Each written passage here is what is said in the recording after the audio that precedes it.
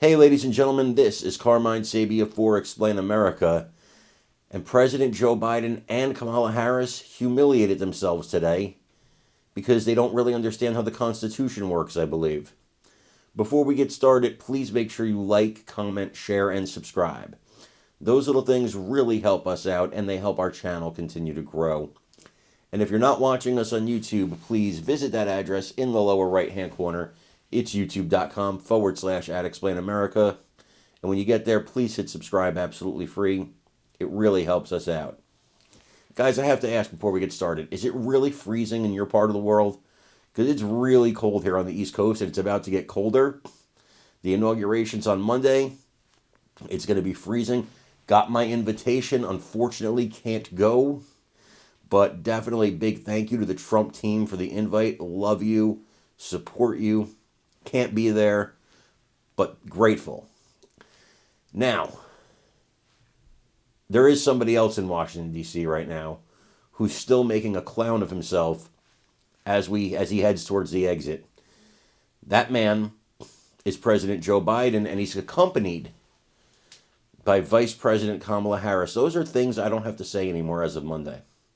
I could put former in front of that as of Monday, and it's going to feel so good. But for right now, President and Vice President. Well, today, in a fiery speech, President Biden declared the ERA, which was passed by Congress in the 1970s, sent to the state for ratification, a new amendment to the Constitution, the 28th Amendment. Joe Biden announced that it is passed. It has everything it needs to be ratified. And then Vice President Kamala Harris, she wrote a post on X saying, it is now the 28th Amendment and is law of the land. Well, hold on, wait a minute. That's not how amendments work. See, just because the president and vice president say they are new amendments to the Constitution, that doesn't make it so. There's a long, arduous process to be considered an amendment. And the final part of that process is the National Archivist actually adds it to the Constitution. Well, the National Archive says, it has not been ratified. Don't know what you're talking about. Not being added to the Constitution. It will probably prompt court battles, which I think is the purpose of this.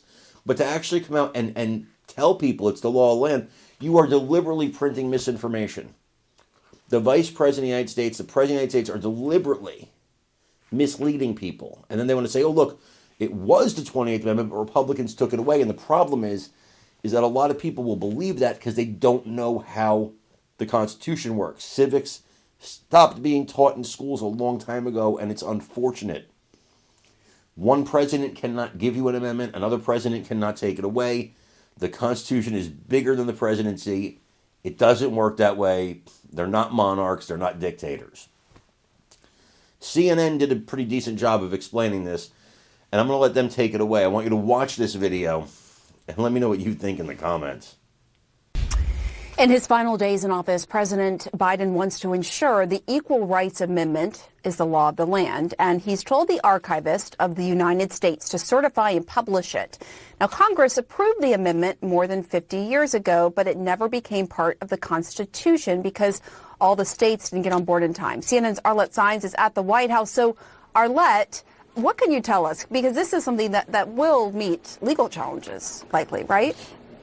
It certainly will, Pamela, and this has been a long, winding road for the Equal Rights Amendment. It is President Biden's belief, he said today, that this is ratified, that it is the law of the land, but there are real questions about where this goes next. As you mentioned, the Equal Rights Amendment, which enshrines women's rights, was passed in 1972, but it took decades to actually get the necessary states to ratify it. It requires for a constitutional amendment for 3/4 of the states to sign on, and it wasn't until 2020 when Virginia became the 38th state to ratify this amendment. But then that's where part of this hits a snag. There was an initial deadline for ratification, which was passed. And then also there are some states who have since rescinded their ratification. But President Biden is saying that he is siding with the American Bar Association's analysis, which has determined that they have cleared all legal hurdles to make the Equal Rights Amendment a constitutional amendment. President Biden said it is long past time to recognize the will of the American people.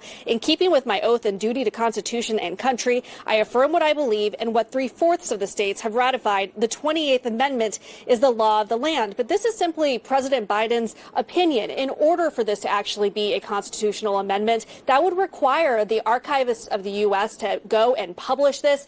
And so far, the National Archives is saying that the legal precedent really hasn't changed. They said the underlying legal and procedural issues have not changed, that there are established legal, judicial, and procedural decisions, so they are not making any changes at this time. But certainly, there will be a lot of questions about what this looks like going forward and whether legal challenges might ensue.